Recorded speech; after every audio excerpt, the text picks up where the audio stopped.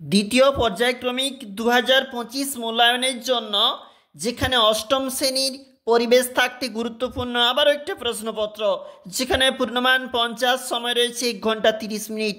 Physical সায়েন্সের প্রশ্ন, শূন্যস্থান, যেখানে সঠিক উত্তর নির্বাচন 1 × 5 রয়েছে।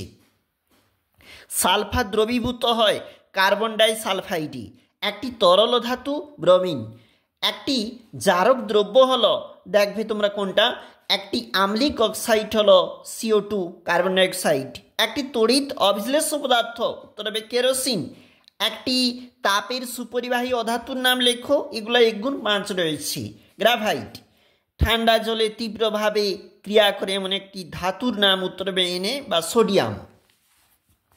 এর পরের প্রশ্ন দেখো, একটি সমযোজী যৌগের উদাহরণ HCl এবং রেলগাড়ি যে অংশটি বৈদ্যুতিক তারকে ছুঁয়ে যায় তাকে বলা হয় পেন্টোগ্রাফ।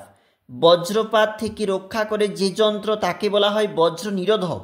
দেখো এই যে প্রশ্নগুলি বলেছে এগুলার জন্য 2 নাম্বার করে রয়েছে, নিচে রয়েছে আবারও 3 নাম্বারের প্রশ্ন। এইগুলি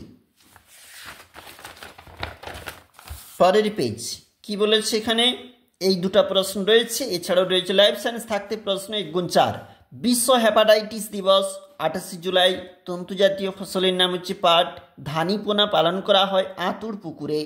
চায়ের কোন উপাদান স্নায়ুতে উদ্দীপিত করে, এটা রয়েছে প্রশ্ন। নিচে রয়েছে 1 × 5।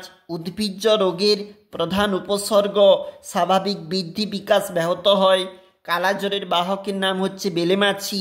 শস্যাগারে ফসল সংরক্ষণে নাইট্রোজেন গ্যাস ব্যবহার করা হয় কেন আমাদেরকে বলেছে, তাহলে এর উত্তর হবে অক্সিজেনের উপস্থিতিতে খাদ্য উপাদানের চারণ রোধ এবং কীটপতঙ্গ জীবাণুর বংশবৃদ্ধিকে রোধ করে।